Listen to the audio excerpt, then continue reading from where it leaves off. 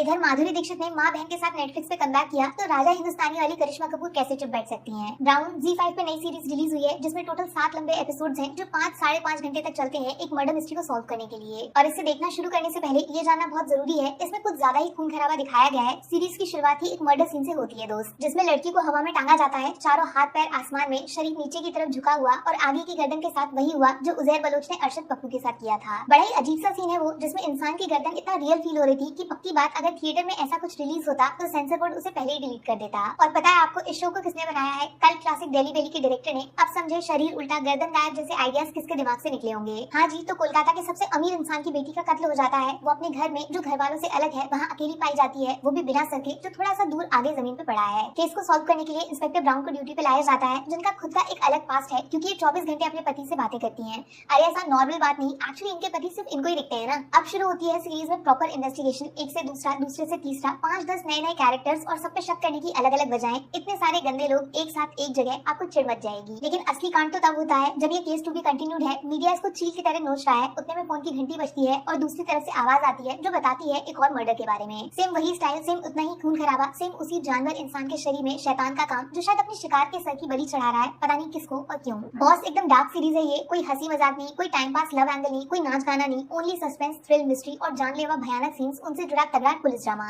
बड़े अच्छे से यूज किया है बंगाली कल्चर में माँ काली से जोड़े गए सीन्स का, और कुछ सीन्स में दिखाए गए ब्लैक मैजिक एंगल ने थोड़ा सा डरा दिया था, प्रॉपर क्राइम का माहौल क्रिएट कर दिया। बट जो एपिसोड 5 है ना भाई, उसमें दो ऐसे राज खुलेंगे जिनको सुन के आपको खुद अपने कानों पे भरोसा नहीं होगा। एक इंसान दूसरे इंसान के साथ ये कैसे कर सकता है? और क्लाइमेक्स में ऐसा लगेगा टोपी में से खरगोश निकाल दिया। धोखे का खेल है ये शो, जिसमें करिश्मा कपूर का चेहरा देख के आपको इतनी दया आएगी, लेकिन सब कहानी में इतने बिजी हो जाते हैं ना, जिसमें शान जैसे सिंगर को भी एक्टर बना के प्रेजेंट कर दिया और किसी को इनकी एक्टिंग से शिकायत करने का मौका तक नहीं मिला, क्योंकि सब कातिल के पीछे जो पड़े हैं। एकदम मजा ही आ जाता अगर 7 की जगह कहानी को 5 एपिसोड में खत्म कर देते, क्योंकि कुछ लोग इस शो को सिर्फ रबर की तरह लंबा खींचने के लिए आए हैं। और सच्ची बताऊं, पूरे शो में सिर्फ एक ऐसा एक्टर था जिसको देखकर पहले से ही पता था कि ये कांड अगर कोई कर सकता है तो उतनी एक्टिंग सिर्फ इनके पास है, और वही कातिल निकला। कास्टिंग थोड़ा सीक्रेट टाइप का करना चाहिए था। एक और बात बोलूं, बुरा मत मानना, इस शो में जिसका कत्ल हुआ उस लड़की की एक्टिंग खुद इतनी अजीब सी है ना, जिससे देखकर भाग भाग दी के बोस ये गाना याद आ जाएगा। अच्छा ही हुआ मार दिया। एक और बात रियलाइज की मैंने, सस्पेंस थ्रिलर टाइप की मूवीज में करिश्मा कपूर आज भी करीना कपूर से 2 कदम आगे हैं। पूरी सीरीज में इनके चेहरे को देखकर एक बार ऐसा नहीं लगा एक्टिंग है, टेंशन बहुत रियल था। तगड़ा टेंशन वाला क्राइम ड्रामा है जिसमें लास्ट तक शायद आप खूनी को तो पकड़ लोगे, लेकिन मरने वाले के लिए बुरा फील नहीं करोगे। इसीलिए 5 में से 3.5 स्टार्स मिलेंगे दोस्त। एक फ्री टिप, पहले और 5वें एपिसोड से कमजोर दिल वाले दूर ही रहना। Take care, bye bye.